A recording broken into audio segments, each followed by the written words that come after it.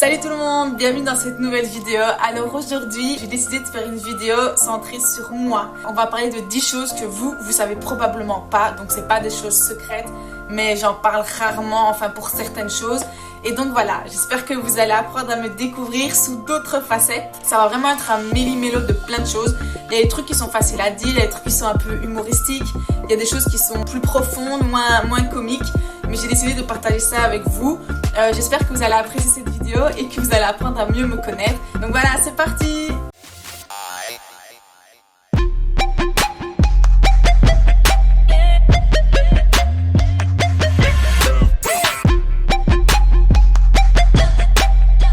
Le premier point, c'est que quand j'étais petite, j'ai fait une commotion.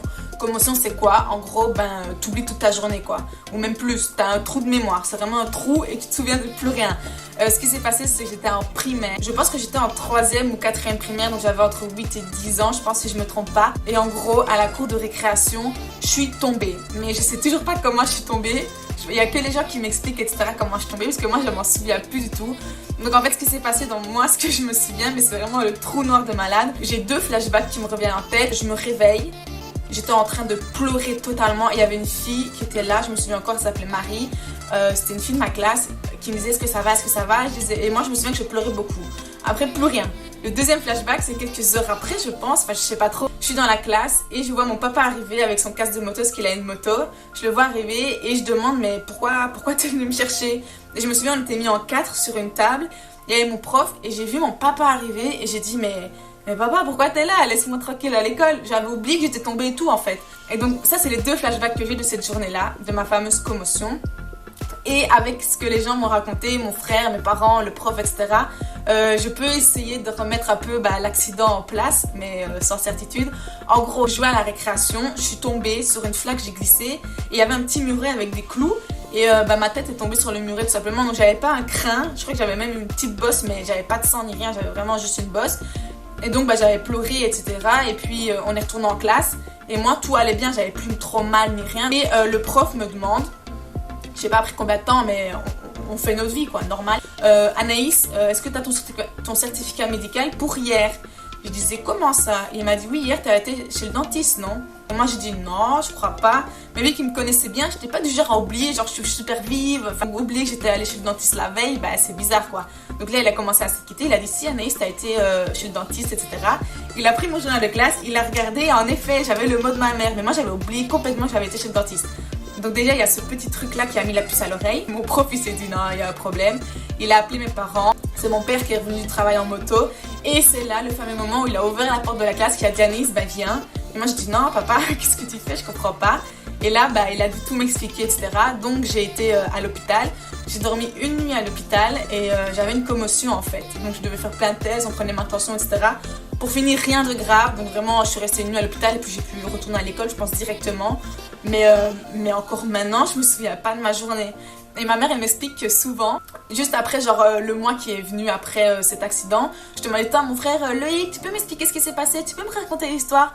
Genre pour moi, c'était une histoire. Encore maintenant, je me dis waouh, j'ai vraiment un trou noir quoi, j'ai un trou de mémoire. Alors, deuxième chose, ça c'est pas sur mon enfance, c'est sur maintenant. On va parler néné. Je sais pas trop comment dire ça, on va parler des seins. En gros, moi j'ai une petite poitrine et je mets pas de soutif. Genre je supporte pas ça, j'ai vraiment du mal. Là ça va vraiment faire je pense 2 ans, 2 ans et demi que j'en mets plus du tout, même un peu plus à mon avis, que vraiment j'en ai plus du tout. Mais j'ai une passe où j'en mettais un petit peu. Il faut savoir que ma mère n'aimait pas de soutif non plus. Ma soeur en mettait et maintenant elle n'en met plus, donc c'est vraiment une histoire de famille quoi. J'ai jamais été élevée dans ce truc de on va acheter des soutifs ensemble, non. Donc j'avais pas cet effet miroir en mode je vais imiter ma mère et je vais en mettre, non, vu que moi ma mère elle en mettait pas. En gros j'ai commencé à faire du basket assez tôt. Ma soeur m'a dit Anaïs, il faudrait quand même qu'on t'achète des soutifs et tout, et que surtout des soutifs de sport mais aussi des soutifs de vie de tous les jours. Et donc dans toute ma vie j'en ai acheté 2 des soutifs, celui-ci avec ma grande soeur et puis un autre quand j'étais un peu plus grande. Et donc je mettais ce soutif là et sinon je mettais des, comment on dit ça, des bateaux, petits bateaux, enfin je sais pas trop comment ça, mais des bandeaux quoi. Et puis j'ai fait toute ma scolarité comme ça, etc. Et donc arrivé un moment en secondaire, le regard des autres, etc. Moi j'étais bien avec mes petits bandeaux, avec le seul soutif que ma soeur m'avait donné. Je voyais que toutes les filles avaient des soutifs, il y en a qui avaient des soutifs rembourrés, enfin. Et on parlait de ça, même moi on me disait mais Anaïs, c'est quoi soutif? Vous se moquez un peu de mes petits bandeaux quoi. Et donc j'ai commencé à acheter un soutif, j'étais chez Primark, c'était un nude couleur peau et je le mettais tout le temps. Et c'était vraiment un soutif que je pouvais mettre aussi avec mes t-shirts qui étaient un peu collés au corps. Parce que le problème des tétons, j'ai eu du mal à m'en séparer. Et je me souviens que j'avais aussi, moi j'étais mal à l'aise par rapport à ma propre maman. Genre les sorties scolaires où ma mère était là pour nous amener jusqu'au car ou des trucs comme ça. Et ben des fois on voyait ces tétons et je me souviens que j'étais mal à l'aise par rapport à ça. Alors que c'est débile, mais vraiment j'avais ce truc là dans ma tête.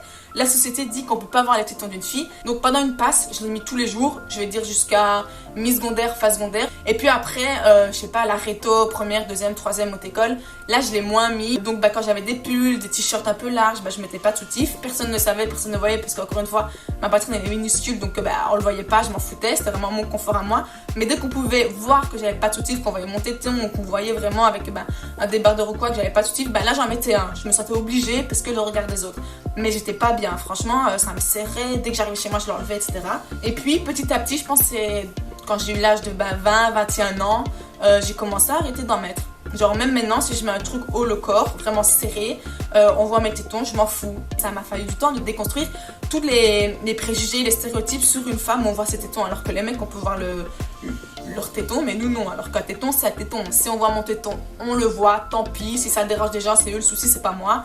Alors le point 3, il est un peu, c'est un sujet sensible pour moi, donc c'est assez récent. En gros, je suis atteinte d'endométriose. C'est une femme sur 10 qui est atteinte de cette maladie-là. Et j'aimerais bien en faire une vidéo plus profonde, plus détaillée sur ça, mais il faut que je me sente prête. Parce que là, rien que d'en parler, je sais pas, j'ai pas les larmes aux yeux, mais presque. C'est vraiment un sujet qui me touche et c'est moi, c'est ma maladie. Et encore maintenant, j'ai du mal à l'accepter. L'endométriose, c'est une maladie qui est liée aux menstruations, donc aux règles. Et une femme sur 10, dont moi, à chaque cycle, on n'écoule pas toutes nos règles en fait. Donc logiquement, les règles s'en vont. Mais moi, mes règles s'accumulent et donc ça fait que l'endomètre est de plus en plus gros et ça mi-grossit. Et ces cellules-là, elles sont là où elles devraient pas aller puisqu'elles devraient être partie de son corps. C'est comme des déchets qui restent en fait en toi. Et ça attaque les organes. Ça peut attaquer le muscle de l'utérus, les ovaires, des ligaments, ça peut attaquer la vessie, ça peut attaquer l'estomac, le diaphragme, donc ça peut attaquer plein d'organes. Moi, dans mon cas, ça a attaqué quand même quelques organes, donc ça a attaqué tout le muscle de mon utérus, un peu mes ovaires et mon diaphragme, mais je ferai une vidéo plus poussée sur ça. J'ai dû me faire opérer et c'est tout récent parce qu'en fait j'ai été diagnostiquée en 2019. Mon opération elle date d'il y a 1 an, mais il y a tout un historique. L'endométriose je l'ai depuis que j'ai mes premières règles. Au tout début, 12, 13, 14, 15 ans, j'avais des migraines à chaque fois que j'avais mes règles. J'avais des douleurs mais impossibles. Je devais prendre du perdre féminin mais ça faisait rien. Paracétamol ça faisait rien, donc j'avais vraiment des douleurs impossibles plus des migraines. Arrivé à 18-19 ans, j'ai commencé à tomber dans les pommes. Tous les 3 mois je tombais dans les pommes juste avant mes règles, tellement la douleur était forte et tellement mon corps il combattait tout ça. Donc en fait l'endométriose, si on l'arrête pas, ça s'étend, ça peut pas tuer, c'est pas une maladie qui tue, mais c'est une maladie qui peut vraiment s'agrandir dans ton corps. Et pour le moment, il n'y a pas beaucoup d'études sur ça, donc je peux même pas vous expliquer comment ça se fait que j'ai ça, j'en sais rien. Mais en tout cas, le traitement que j'ai, mis à part l'opération que j'ai faite, j'ai un traitement hormonal en continu pour arrêter mes règles totalement, pour pas qu'à chaque fois que j'ai mes règles, ça continue. Il y a beaucoup de femmes qui sont atteintes d'endométriose et qui ne le savent pas. Moi, j'ai appris ça en 2019, j'aurais préféré l'apprendre il y a bien longtemps pour qu'on prenne ça en charge avant. Et donc c'est pour ça que j'aimerais bien faire une vidéo sur ça, plus détaillée, pour pouvoir conscientiser, expliquer un peu moi comment ça a fait sur moi. Mais je me sens pas prête encore, j'accepte toujours pas cette maladie là, j'ai encore du mal, je sais que ça va avoir des effets sur ma vie d'après aussi. Et donc encore maintenant ça a des effets sur mon quotidien, j'ai souvent des douleurs etc. Donc c'est vraiment dur pour moi, mais j'aimerais bien faire une vidéo parce que je trouve ça important d'en parler, je trouve ça important de conscientiser et que des femmes puissent se retrouver dans la vidéo. J'avais pas d'autres expériences à écouter et donc c'était vraiment dur pour moi tout ce côté d'inconnu. Donc j'aimerais bien permettre aux personnes qui vivent tout ça d'enlever un petit peu d'inconnu pour pouvoir être plus serein dans l'acceptation de la maladie et dans tout le cheminement qu'il faudra faire après. Et voilà. Alors le point 4, c'est encore un truc un peu personnel. Ici vous me voyez toujours joyeuse, souriante et tout, mais en vrai je suis quelqu'un, j'ai des émotions de malade, genre si ça va bien, ça va bien, si ça va pas bien, ça va pas bien, c'est un truc de dingue. Je suis une personne depuis toute petite, on pourrait me dire que je suis colérique, je pense pas que je rentre vraiment dans ce mot colérique, mais je tends vraiment vers ça. Dès petite j'ai fait des crises de colère énormes et ça dure encore maintenant. Encore il y a une semaine j'ai encore fait une crise de colère énorme, j'ai vraiment du mal à gérer ça, c'est comme une boule au ventre qui monte. Et j'ai tellement de colère que tout ce qu'on me dit, je vais pas l'écouter, je parle, je fais des monologues. J'ai été quelquefois un peu violente, jeter des téléphones, casser une vitre, jeter des objets. Je peux avoir des gestes violents et j'en suis pas fière et il faut que ça arrête.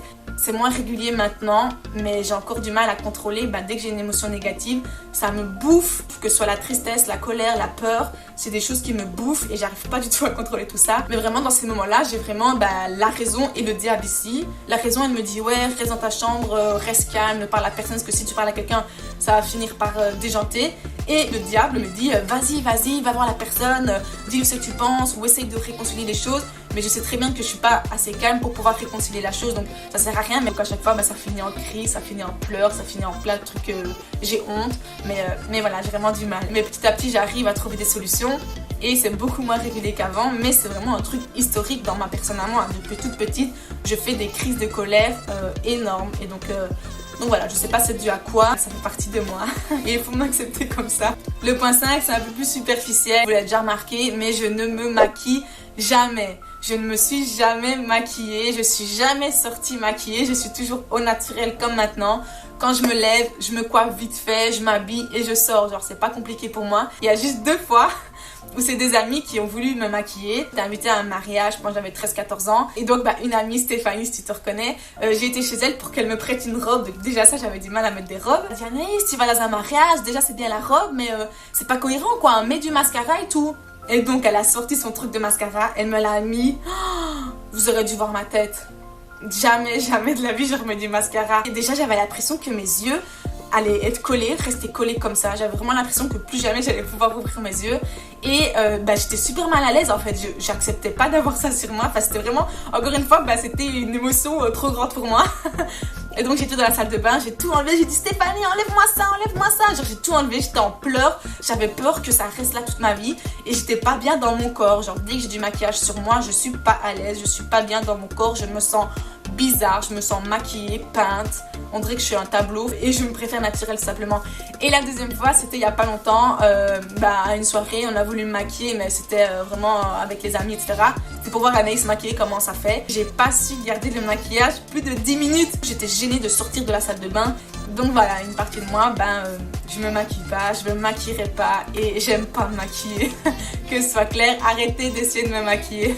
Alors le point 6, c'est un peu comique. Il faut savoir que moi j'étais un peu un garçon manqué. Les gens disaient que j'étais un garçon manqué. Encore une fois, c'est les trucs d'étiquette de la société. Mais voilà, par rapport aux gens, depuis toute petite, je suis un garçon manqué. J'ai eu des remarques, j'ai eu des rires à l'école, des moqueries à l'école. Moi je me suis jamais sentie garçon manqué, mais voilà, pour les gens j'étais un garçon manqué. On me rappelait que je faisais pas tout pour être une vraie femme avec une belle féminité, etc. Alors que je me sens femme, je me sens féminine, mais il y avait des petits détails que je faisais pas, donc j'étais un garçon manqué. Donc sur tout ce chemin scolaire, il y a eu 2 moments de ma vie où des personnes étaient persuadées que j'étais lesbienne. Donc il y a une fille qui faisait du basket avec moi, qui était persuadée que j'étais lesbienne, et je sais pas, peut-être une fois tous les 2 mois, elle me rappelait Anaïs, tu sais, tu peux assumer, c'est pas grave. Et elle disait que j'étais homophobe pour que je puisse dire que je suis lesbienne, mais non, jamais, j'ai toujours été attirée par les hommes. Donc déjà, il y avait cette personne-là et ça a duré peut-être un an entier où elle était persuadée que j'étais lesbienne. Elle voulait que je fasse mon coming out. Et une deuxième personne qui a cru que j'étais lesbienne et qui a cru que j'étais amoureuse d'elle. Et donc en fait, c'était ma première année d'assistante sociale. On avait des petits groupes en classe et il y a une fille qui a été racontée à d'autres que je la draguais, que j'étais lesbienne et que je voulais absolument me mettre avec elle. Alors que pas du tout. Au même moment, j'étais en couple avec un garçon et elle était persuadée que j'étais lesbienne. Mais bon voilà, donc c'est un peu comique, mais pour tout le monde, je suis pas lesbienne, je suis pas homophobe, chacun est comme il est et je vous aime tous. Alors le 7e point, c'est sur le sport tout simplement. Donc, depuis que j'ai 6 ans, je fais du basket. Et de mes 6 ans à mes 12 ans, j'ai fait du basket dans un club où il y avait que des garçons. Ça se passait super bien, etc. Et puis après, j'ai dû changer de club parce qu'à partir de 12 ans, on divise le côté femme et le côté homme. Et donc j'ai dû aller dans une équipe que de filles et franchement, c'est mes meilleures années. C'est encore mes amis maintenant. Je les adore, donc ça a vraiment créé des belles amitiés. Donc j'ai arrêté il y a 2 ans à cause de mon Erasmus. Et puis j'ai repris, mais j'ai re-arrêté après mon opération parce que j'avais plus la motivation.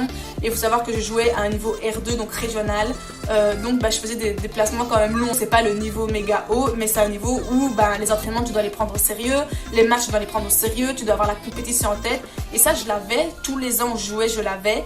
Et puis en fait j'ai perdu ce truc de compétition, j'en avais marre de faire des trajets, je comprenais pas pourquoi j'étais là. J'avais changé de club donc j'avais pas la même amitié avec les personnes avec qui je jouais et donc je voyais plus le sens de tout ça. Et donc après mon opération j'ai décidé d'arrêter en plein milieu de la saison. C'est pas cool mais j'en avais vraiment besoin. Et donc maintenant je suis en train de réfléchir parce que quand même le sport ça me manque. J'aimerais bien recommencer le basket mais à un niveau beaucoup plus bas où je pourrais m'amuser et ce sera moins sérieux quoi. Genre si tu perds bah c'est pas cool mais on va pas faire toute une histoire parce que t'as perdu le match. J'ai vraiment envie d'enlever toute cette pression là et d'avoir que le but du loisir, de se dépenser soi-même et tout ça grâce au basket. Mais j'ai plus envie d'avoir tout le reste autour. Depuis que j'ai arrêté le sport, c'est pas que j'ai grossi mais je sens que mes muscles se sont un peu tassés, genre je suis plus molle qu'avant, je suis moins tonique etc. Et ça me manque aussi parce que je sais que le sport c'est bon pour la santé, ça me permet aussi de me défouler et quand je faisais régulièrement bah, c'était un truc quotidien dans ma vie, régulier et je le faisais. Mais maintenant si c'est trop ponctuel bah, en fait je lâche prise, je décroche total et j'arrive pas. Et donc le basket ça pourra me permettre bah, de m'amuser avec mes potes, de faire un sport où je suis à l'aise et en plus de me dépenser. Donc je réfléchis à ça mais à voir. En tout cas pour le moment je fais rien du tout mais j'espère que ça va quand même changer pour l'année 2021. Le point 8 bah, ça va être sur mon travail. Donc je pense que vous le savez déjà ce que j'ai dit dans une autre vidéo mais je suis assistante sociale et je travaille dans une association qui accompagne surtout les personnes issues d'immigration, donc des personnes qui sont d'origine étrangère.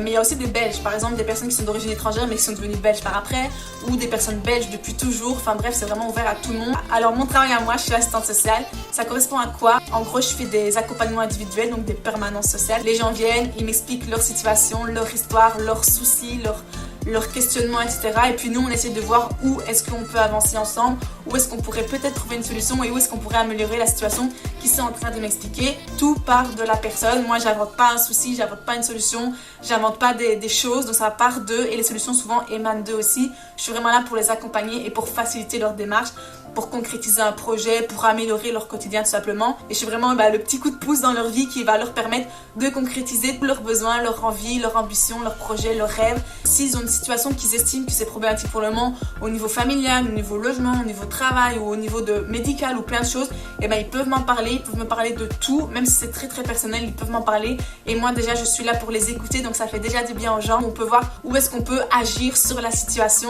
Ils ont le choix du début à la fin, donc ça je trouve ça super chouette. Je suis pas là pour les contrôler, je suis juste là pour être le petit coup de pouce dans leur vie à un moment donné, à un instant T et peut-être à plusieurs instants T de leur vie. Mais en tout cas voilà, donc c'est ponctuel mais en même temps c'est sur du long terme parce que les gens décident ou non de revenir vers moi pour d'autres soucis ou pour le même souci etc. Et j'adore le travail que je fais, même si c'est parfois énergivore et épuisant. Et ça me permet aussi de rencontrer plein de personnes au final. Tous les jours je vois plein de personnes, ça me permet de les rencontrer, de connaître des histoires différentes, de connaître des points de vue différents, des valeurs différentes. Enfin c'est vraiment génial et même pour moi c'est très enrichissant donc j'adore.